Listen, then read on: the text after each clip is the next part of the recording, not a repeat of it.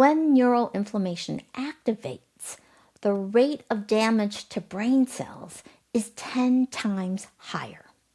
Receiving the shingles vaccine was associated with about a 20% relative reduction in new dementia diagnoses over 7 years.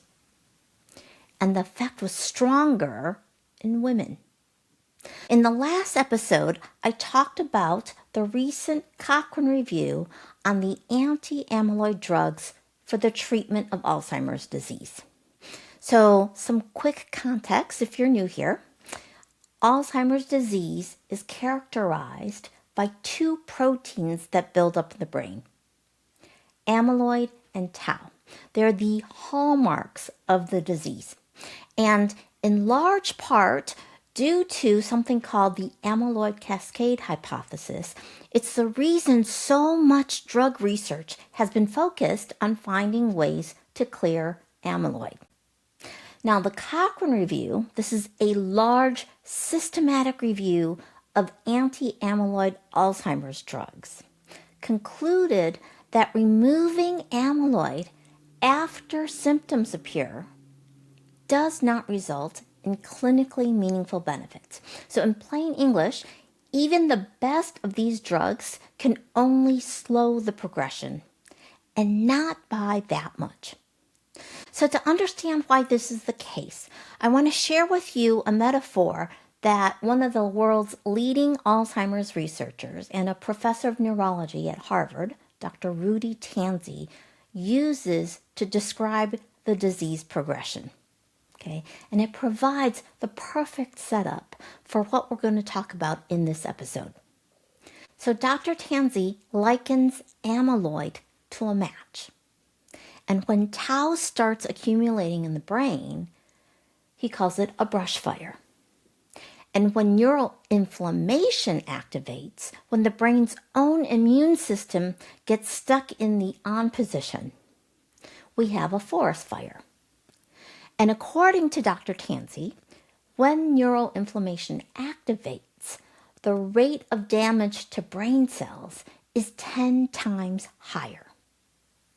Now, living in California, I think a wildfire is actually an even better way to describe what's happening in the Alzheimer's brain, better than a forest fire, because when you have a wildfire, this is when structures like homes and cars and businesses are being destroyed, right? Not just trees.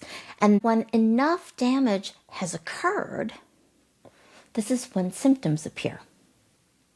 And it's exactly why today's episode matters so much, because we're going to talk about what creates the conditions for the wildfire, what makes the situation so flammable, and most importantly, what you can do about it.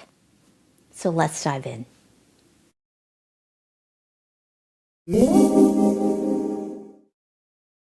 Now, to make sure we're all on the same page, okay, we're starting with what the authors of the Cochrane Review stated.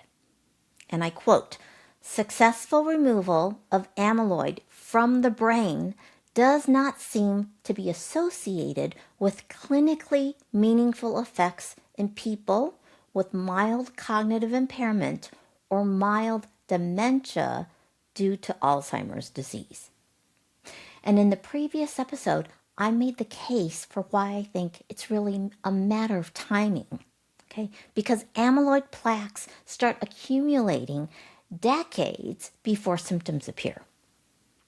So by the time someone is repeating questions or getting lost in familiar places, the disease has already progressed to not just amyloid and tau spreading, right, and connections between cells being lost, as in your synapses, okay, but also neuroinflammation and brain cells actually dying. And not at the rate of 1 at a time, but 10 at a time. Now, the Cochrane Review authors concluded that, again I quote, "future research on disease-modifying treatments for Alzheimer's disease should focus on other mechanisms of action.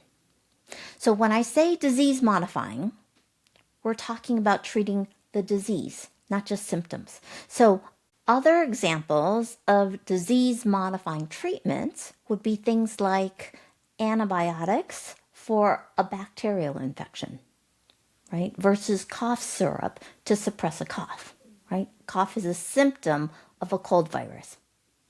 All right, so going back to neuroinflammation. When so many brain cells have been affected and the brain can no longer compensate, that's when we now see symptoms like memory loss, right? So what's driving neuroinflammation? Is it amyloid or tau or some other mechanism of action? And of course, what can we do about it? Notice all the questions, because we still really don't understand the mechanisms of action for Alzheimer's. That's why it's the amyloid cascade hypothesis, right? It doesn't even rate being a theory yet. And here's another question. Is neuroinflammation a side effect of Alzheimer's or a driver of the disease process? The evidence is pointing toward driver. Okay, and that changes what we can do about it. So let's dig into this. Okay, first things first, I want you to keep in mind inflammation itself is not the villain. Okay, your body uses it to heal. If you get an infection, your immune system responds with inflammation. If you cut your finger, the redness and swelling are inflammation doing its job. Right? Sending resources to the site, fighting off pathogens, starting the repair process. This is your immune system working properly. The problem occurs when the system doesn't or can't turn off. That's chronic inflammation. And when it happens in the brain, it's called neuroinflammation. Okay, so in the last episode, I talked about the activation of microglia in the progression of Alzheimer's. So microglia are specialists. They're a kind of immune cell found only in the brain and spinal cord, so your central nervous system. And their job is to patrol the brain, clean up debris, respond to injury, and protect your neurons. But if they stay activated, it appears microglia can start contributing to the damage, as in injuring synapses and basically accelerating the kind of neurodegeneration that we see in Alzheimer's. So the question becomes, what's keeping them activated? And this is where you're going to realize you have more agency than you thought. Because neuroinflammation is not usually caused by one thing. It's often the brain's response to a body that's been under too much physiological stress for too long. We're talking about poor sleep, blood sugar problems, chronic stress, infections, environmental toxins like smoking or air pollution, gut issues, and vascular strain like high blood pressure. Okay, they all add up. And the things on this list don't just affect your brain health, right? They affect your heart health, your metabolic health, and your hormonal health all at the same time, because it's really all connected. So let's walk through some of the main drivers of neuroinflammation. So first up, chronic infection. When bacteria or viruses never fully clear, the immune system can stay activated indefinitely. So I want to look at 3 specific areas where researchers are focusing their efforts. 1, because the evidence is compelling, and 2, because in each case, there's something you can actually do about it. Okay, the first is gum disease. There's a bacteria called P. gingivalis. It's the central player in gum disease. And researchers have found it in the brain tissue of 90 to 95% of Alzheimer's patients whose brains were donated for researchers. Interesting, right? Especially when you consider that in an age-matched group of people who died of other causes, only about a third of them had the P. gingivalis bacteria. So that difference, 95 versus 33%, is statistically significant. Okay, so what have researchers found? Well, number one, obviously P. gingivalis can cross the blood-brain barrier. And number two, once this bacteria reaches the brain, it releases enzymes that damage neurons. And some researchers have hypothesized or suspect that amyloid may actually be the brain's immune response to infections like this, and then getting overwhelmed in the process. Why? Well, in one study in the UK, researchers simply followed Alzheimer's patients for 6 months, and they were divided into two groups, those with active gum disease versus those without. And after 6 months, the gum disease group declined by 6 points on the Alzheimer's disease assessment scale, cognitive subscale, or ADAS-COG. So this is a standard scale that's used to measure things like memory, language, and orientation. So a 6-point drop could equate to losing the ability to perform tasks like managing finances, preparing meals, or handling medications. So think about that. 6 points in just 6 months, okay, versus 1 point for the group without gum disease. This is the same scale that's used to measure lecanemab and donanemab, those anti-amyloid drugs. That's the difference gum disease made. Okay, so I did a full episode on the gum disease research about a month ago, and the link is in the show notes or description if you want to go deeper. Okay, the second area is the shingles vaccine. So shingles, also known as herpes zoster, is caused by the varicella zoster virus. This is the same virus that causes chickenpox. Okay, so after a case of chickenpox, the virus goes dormant in the nervous system and can reactivate decades later, right? Triggering an immune response. And researchers have been asking, could viral reactivation and the chronic immune activation it produces contribute to dementia risk? So a study in Wales where the vaccine rollout was structured by birth date cutoffs rather than individual health choices were able to give researchers a clean comparison group. And what they found was receiving the shingles vaccine was associated with about a 20% relative reduction in new dementia diagnoses over 7 years. And the effect was stronger in women. So this is a clue, not a conclusion, right? But again, research points to chronic infection as a contributor to neuroinflammation and increased risk to your brain health. And then the third area is herpes simplex virus 1, or HSV1. This is the virus associated with cold sores. Okay, so researchers have found an association between HSV1 and increased Alzheimer's risk with the same hypothesized mechanism. The virus can lie dormant in the nervous system, reactivate, and then trigger chronic immune activation. Now, to be clear, I am not saying that if you get cold sores, you're destined to develop Alzheimer's, right? Again, it's association and risk, not causation. And my point is that this is an active area of research and another example of the same pattern. So that's 3 examples of chronic inflammation that can trigger neuroinflammation. But it's definitely not the only way, right? What else can contribute to chronic inflammation?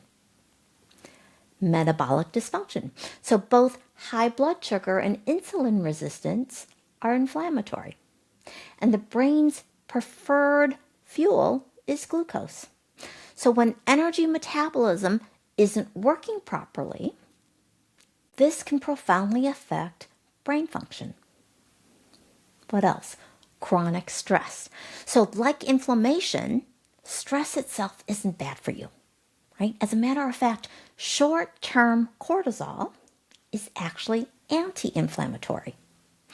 But chronic stress flips that.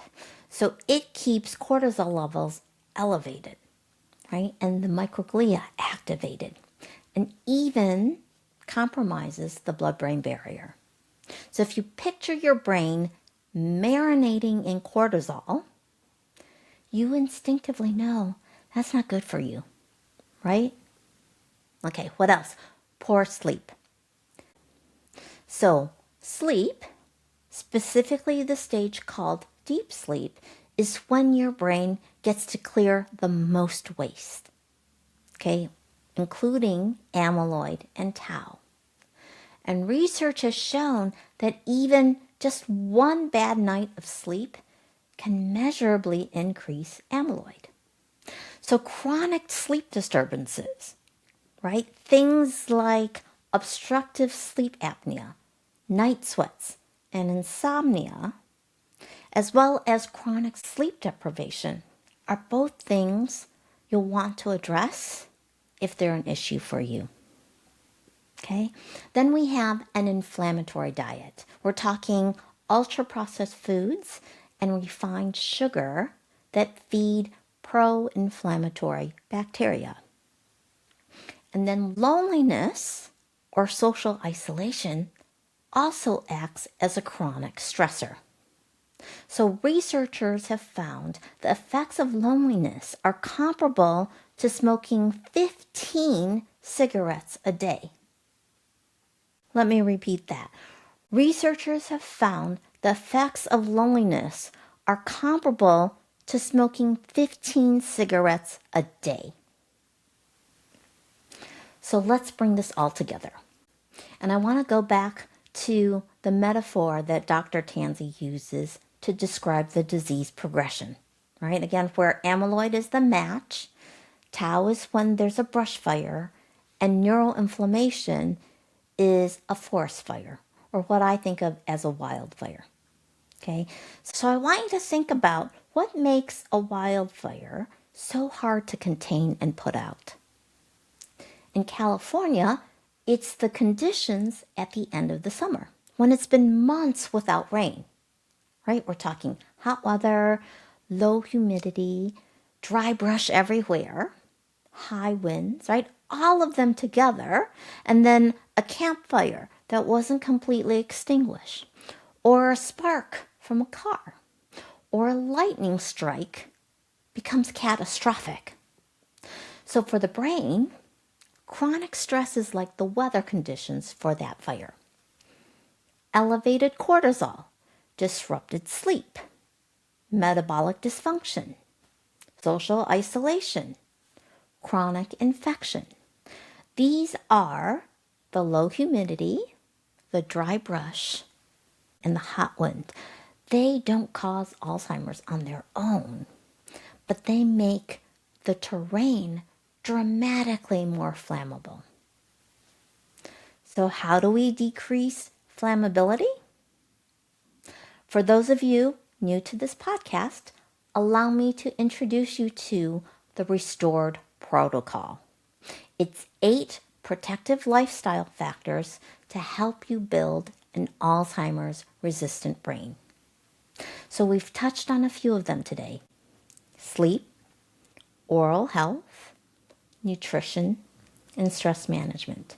And the guide walks you through all 8, right? You can think of each one of these as an anti-inflammatory intervention.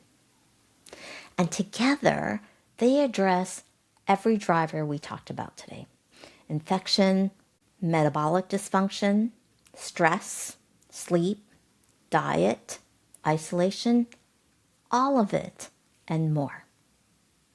And this is what I mean when I say it's all connected. The same choices that protect your brain health, protect your heart health, your gut health, your metabolic health, and your hormonal health. And midlife, especially for women navigating the menopause transition, is a crucial time to better support your brain, and it's also a critical window for prevention. Right? So to download the Restored Protocol, all you got to do is go to amylangcoaching.com. It walks you through all 8 protective factors.